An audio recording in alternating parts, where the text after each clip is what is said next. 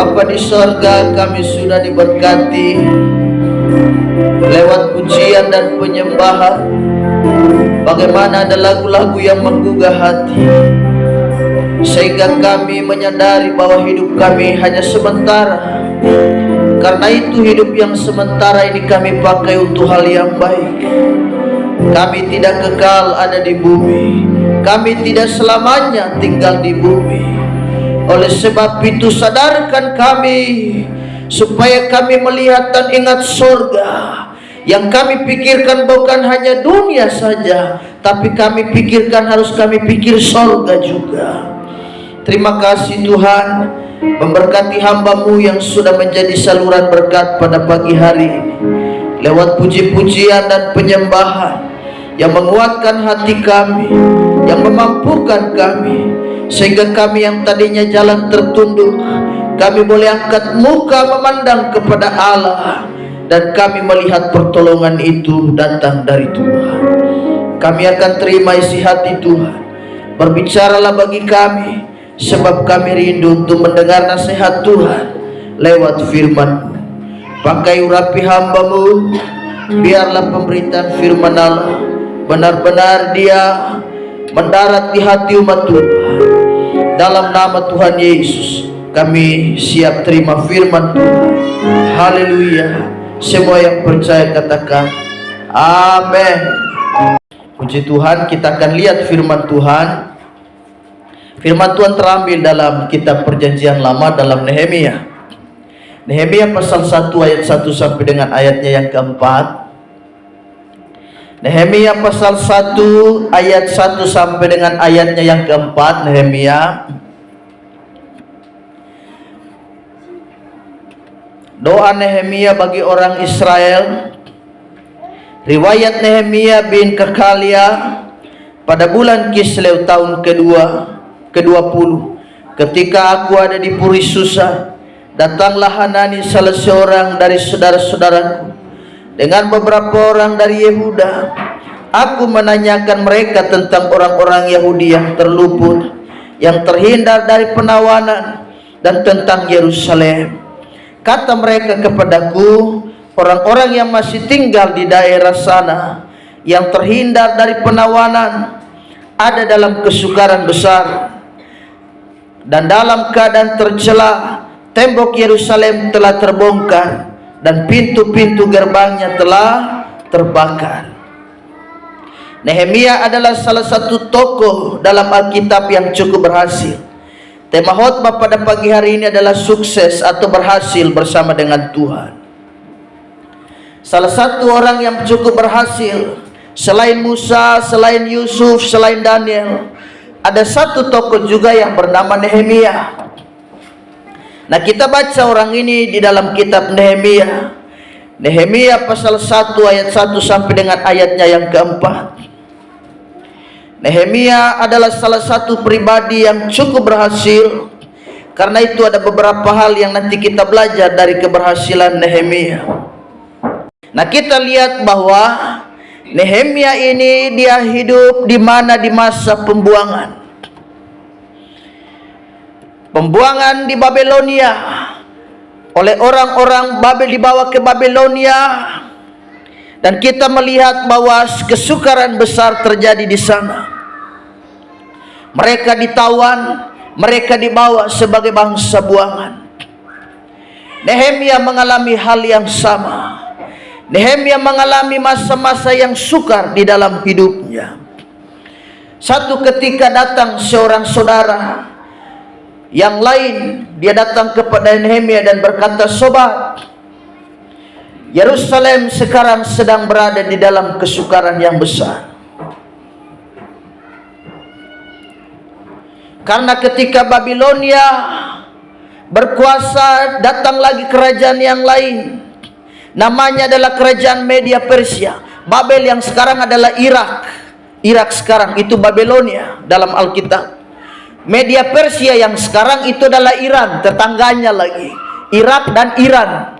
Jadi Irak pernah berkuasa, menguasai, membawa bangsa Israel, ditawan seluruh warganya, termasuk Nehemia ada di dalamnya. Setelah itu Iran masuk lagi atau Media Persia dan mengalahkan Irak. mengalahkan Babilonia. Lalu berkuasalah kerajaan Media Persia ini dengan rajanya Ahasveros. Dan kita melihat Nehemia menjadi juru minuman raja.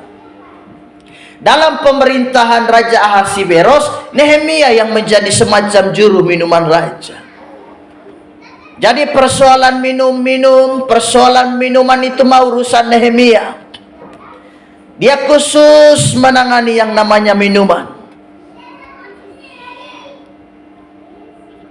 Pokoknya dia tahu dah yang namanya minuman raja, selera raja, soal minuman yang bagaimana model itu urusan Nehemia, dan dia tahu persis.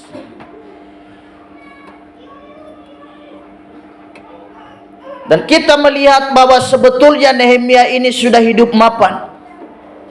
Kenapa dia mapan? Karena dia sudah jadi juru minuman raja. Dia sudah hidup enak. Dia sudah hidup berhasil. Jadi bagi Nehemia secara manusia dia tidak pusing. Nah, Hanani seorang saudaranya datang berkata, "Saudara, Yerusalem sekarang sudah jadi reruntuhan. Kota kita, kota yang kita puja-puji, kota yang dimana pernah dua raja yang berkuasa berturut-turut, ada Raja Daud, ada juga Raja Salomo yang pernah membuat bait Allah yang megah dan luar biasa.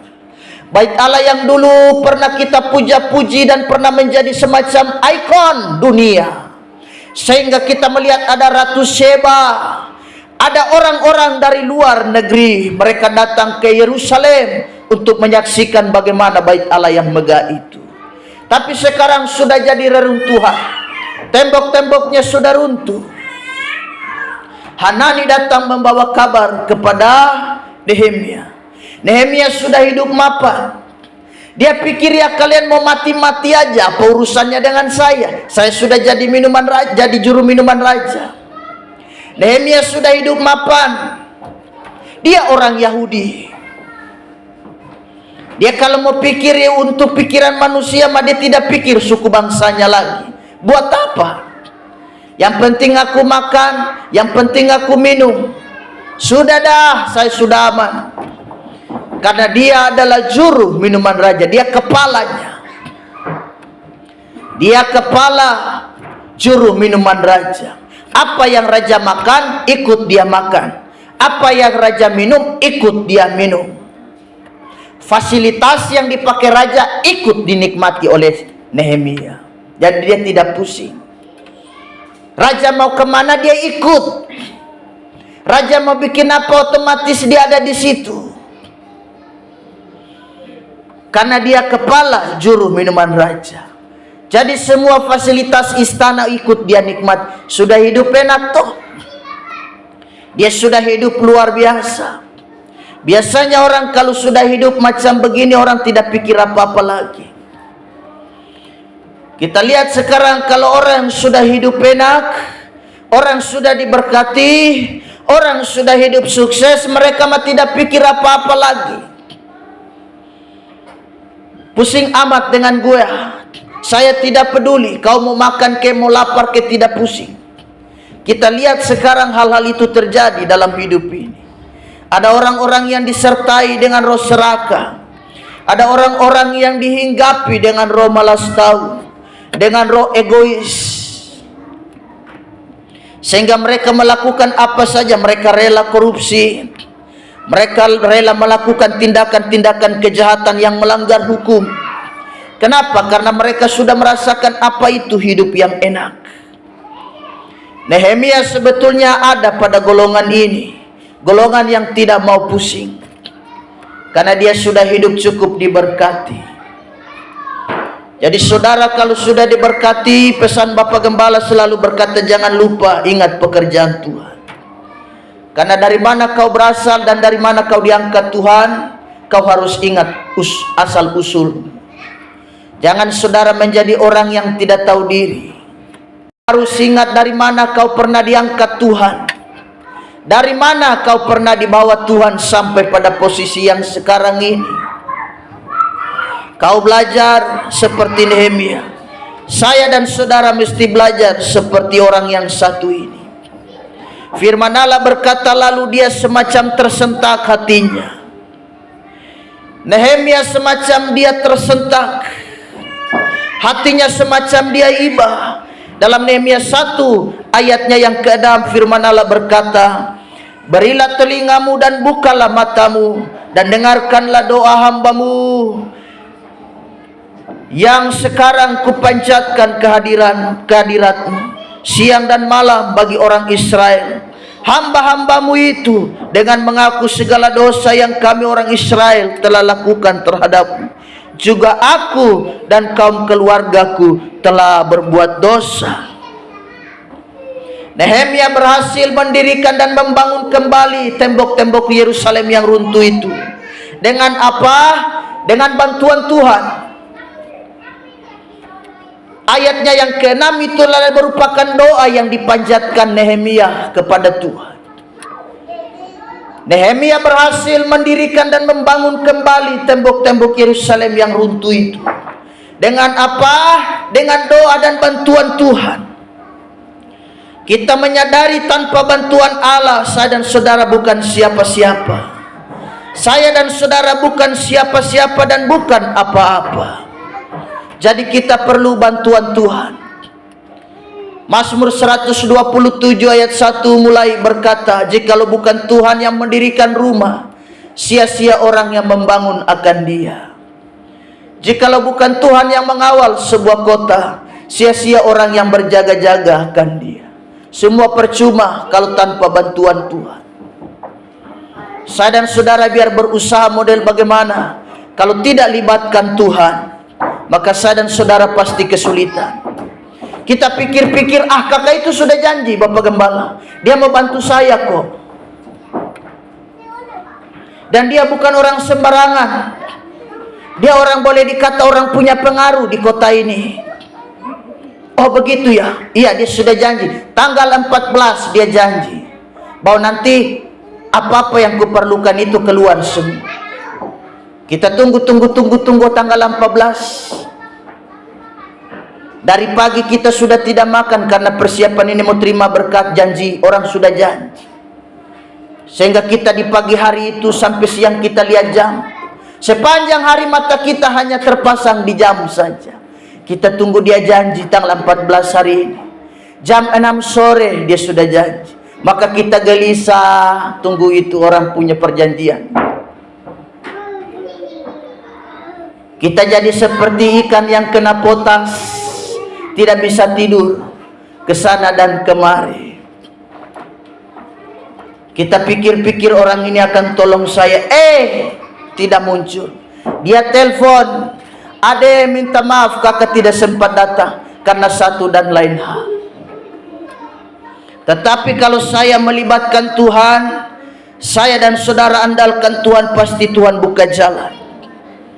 Jadi Nehemia berhasil karena atas bantuan Allah. Gereja ini perlu tangan Tuhan. Pelayanan ini perlu tangan Allah, bukan tangan manusia. Karena tangan manusia dia gampang penat dan gampang capek. Tangan manusia dia bisa hilang kontrol. Hari ini dia bisa memegangmu dan hari besok dia bisa melepaskanmu. Itu tangan manusia. Hari ini dia bisa kuat, tetapi besok dia bisa lemah. Tangan manusia hari ini dia bisa terancung tinggi, dia terangkat. Nehemia berhasil membangun kembali tembok yang runtuh itu. Kenapa? Karena bantuan Tuhan. Ada beberapa hal yang kita lihat di sini. Yang pertama, bagaimana supaya kita mengalami keberhasilan seperti Nehemia. Memiliki visi yang besar. Nehemia memiliki visi yang besar. Ketika ku dengar berita ini, duduklah ia menangis dan berkabung selama beberapa hari. Dia berpuasa. Nehemia berkata, aku punya kerinduan membangun Yerusalem, kotaku itu kembali seperti sedia kala.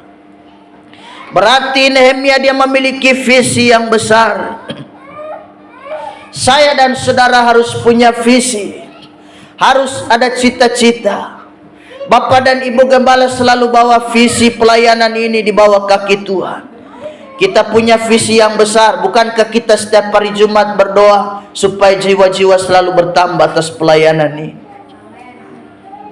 Kan kita tidak mungkin setiap hari Minggu hanya lihat wajah-wajah itu lagi, wajah itu lagi. Sehingga si penerima tamu selalu pasti dia akan berkata, kakak, kau saja kah? Tidak ada wajah lain kah?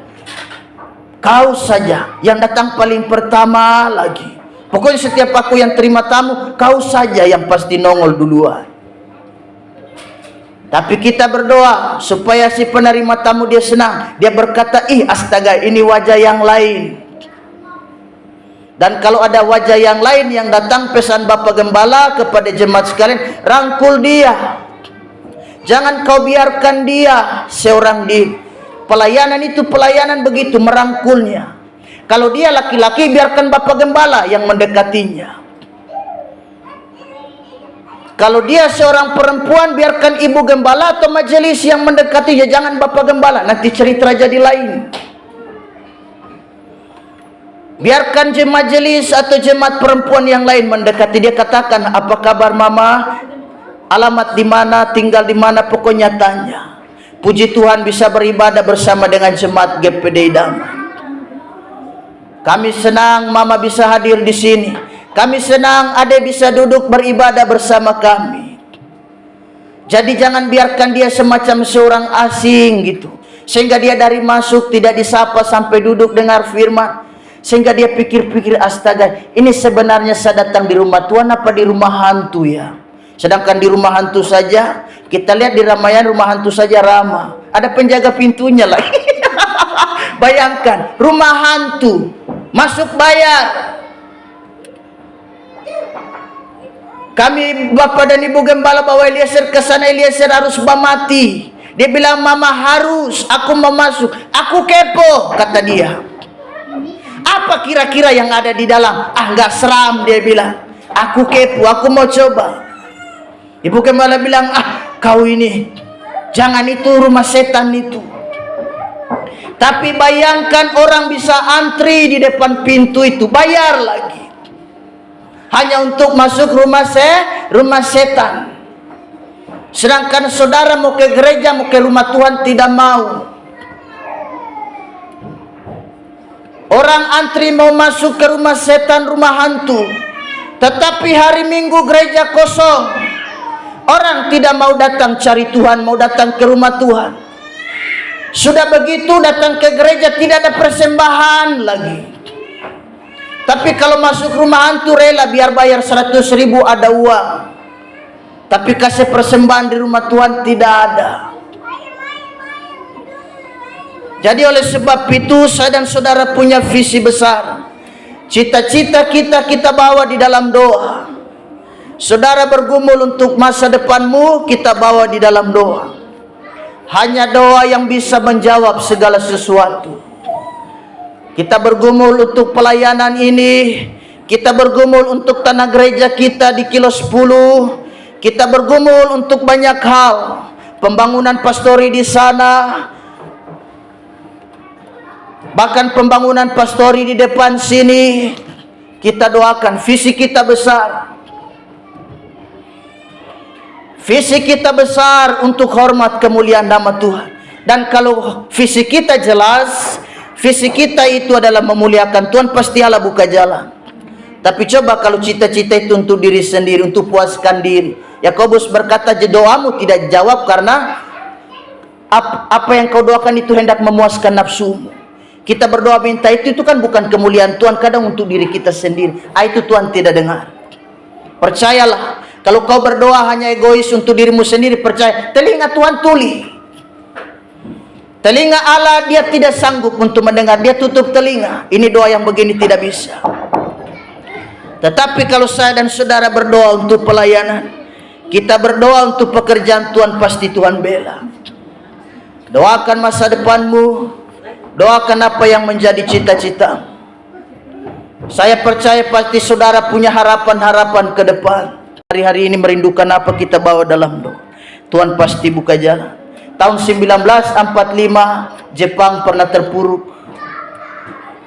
Jepang pernah musnah, Jepang pernah habis. Kenapa? Tahun 1945 itu kan Indonesia merdeka, lagi merdeka-merdekanya Indonesia. Indonesia merdeka tahun 1904. Anggap kita ini lagi ada di ruangan kelas. Tanggal berapa, bulan berapa? 17 Agustus 1945 Jepang lagi terpuruk. Kenapa? Karena bom atom jatuh di sana, di dua tempat, Hiroshima dan Nagasaki. Habis Jepang. Tetapi saudara tahu, di tahun-tahun berikutnya mereka punya visi besar. Di tahun 1960 mereka bercita-cita, mereka bangkit kembali. Jepang bangun kembali dari keterpurukan dari tahun 1945 yang Perang Dunia II pecah itu, Perang Dunia Kedua. Tahun 1960 mereka bangkit kembali. Mereka punya satu visi yang besar. Mereka berkata, kami akan menjadi negara dengan penghasil baja dan tekstil terbesar di dunia, dan itu terbukti. Jadi baja dan tekstil terbesar di dunia ada di Jepang. Di negara yang pernah runtuh, di negara yang pernah hilang dan pernah habis. Tetapi mereka bangkit kembali. Tidak sampai di situ, mereka bercita-cita lagi. Mereka bilang, pokoknya 10 tahun mendatang ini kami punya cita-cita lagi. Apakah itu? Mereka punya cita-cita di bidang otomotif. Dan saudara tahu motor yang saudara naik, ada merek Honda, ada merek Suzuki, ada Kawasaki, buatan Jepang. Jangan cuma asal naik motor aja, harus lihat ini apa, buatan apa. Saudara naik Honda. Di bidang otomotif kita lihat sekarang mereka merajai dunia dalam hal-hal yang seperti ini. Motor, mobil, mereka yang pegang kendali. Itu dari negara yang pernah habis, negara yang pernah runtuh, tapi mereka punya visi yang besar. Saudara pernah gagal, bangkit kembali. Saya dan saudara mungkin pernah gagal, kita coba lagi. Saudara yang sudah berusaha melamar pekerjaan tidak dapat, bangkit lagi, semangat lagi. Nehemia pasal 1 ayatnya yang keempat. Selain punya visi yang besar, saya dan saudara harus memiliki doa. Nehemia 1 ayatnya yang keempat. Ketika ku dengar berita ini, duduklah aku menangis dan berkabung selama berapa hari. Aku berpuasa dan berdoa di hadirat Allah semesta langit. Sukses Nehemia terletak pada visi, ada mimpi, cita-cita yang besar. Tetapi yang kedua, dia ada terletak pada doa.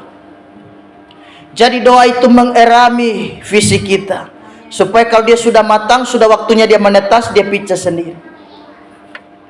Doa itu mengerami, doa itu memperkuat visi kita. Anda punya cita-cita bagus, tapi harus dibawa dalam doa. Dia dierami, semacam ayam mengerami telurnya.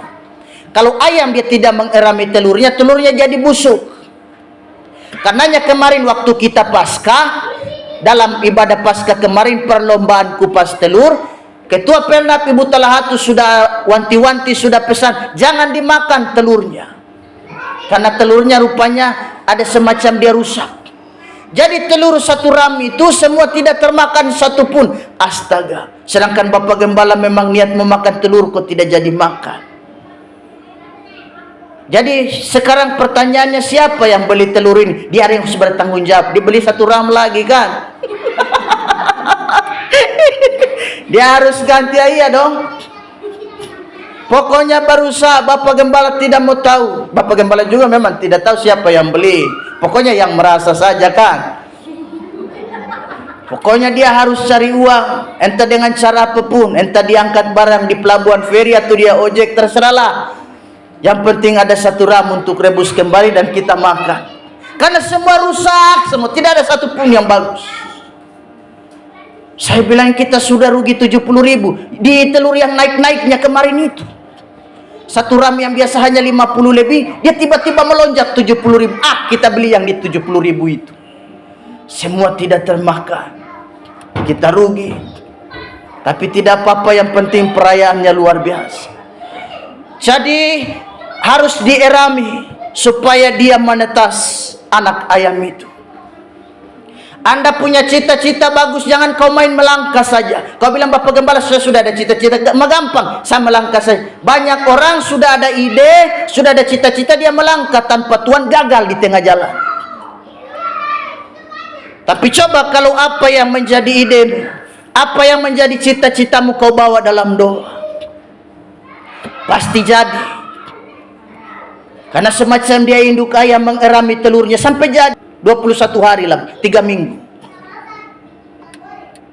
Mengerami telur itu sampai dia menetas dan menghasilkan anak-anak. Jadi doa, saya dan saudara mesti berdoa. Nehemia memerlukan waktu 4 bulan. Berdoa bisa sampai mengutarakan isi hatinya kepada Raja. Tuanku Raja, saya punya maksud. Apa kegerangan? Sampaikan aja. Kita sudah saling kenal kok. Kau kan saya punya juru minuman Raja. Tidak usah sungkan-sungkan, kau sampaikan aja. Aku mau pulang kampung. Pulang kampung? Iya. Aku dengar berita kotaku hancur. Aku mau bangun kembali tembok-tembok yang sudah. Oke, baik.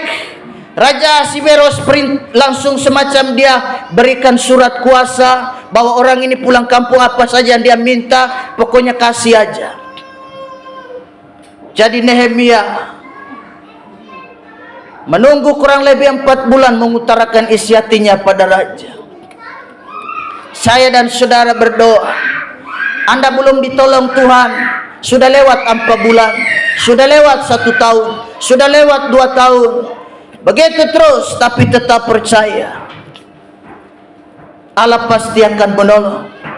Tetap setia, tetap berpegang teguh kepada Tuhan. Jadi doa, saya dan saudara perlu berdoa. Kekuatan gereja ini ada pada doa. Kekuatan pelayanan ada pada doa.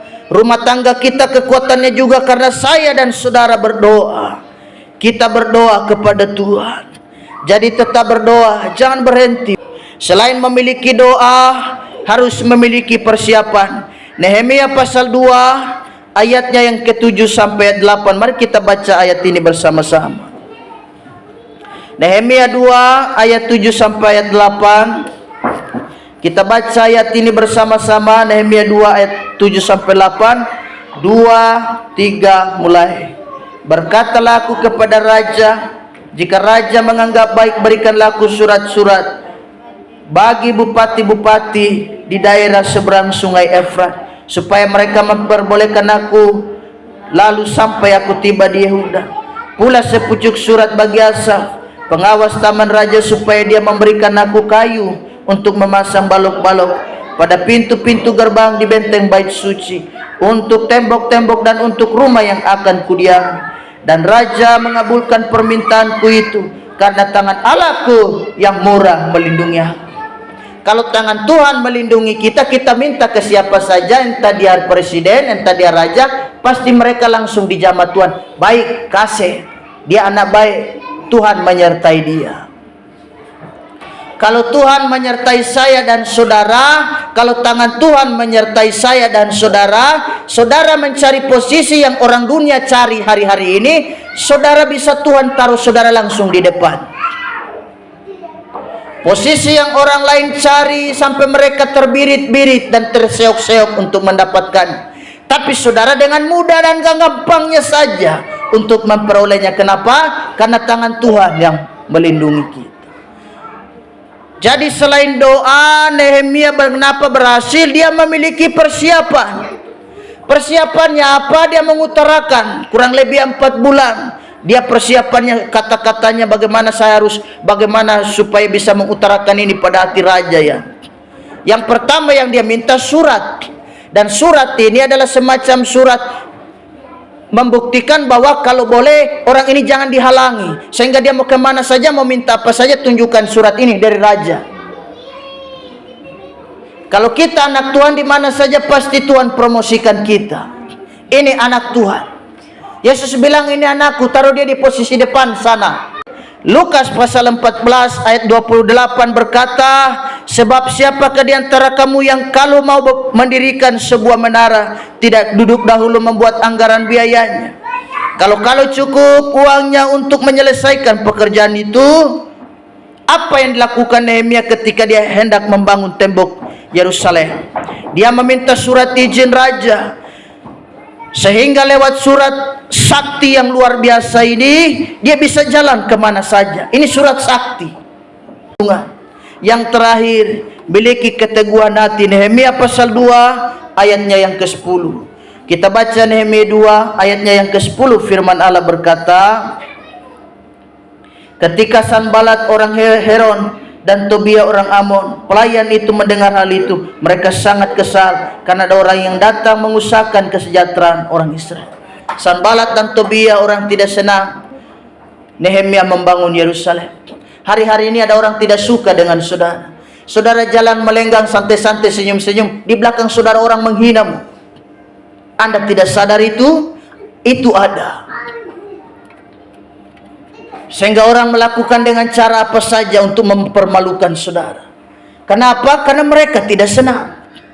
Kita lihat roh Tobia, roh Sanbalat dan Tobia ini ada di mana-mana. Orang tidak suka dengan kita. Orang tidak senang melihat kita punya kelebihan sedikit.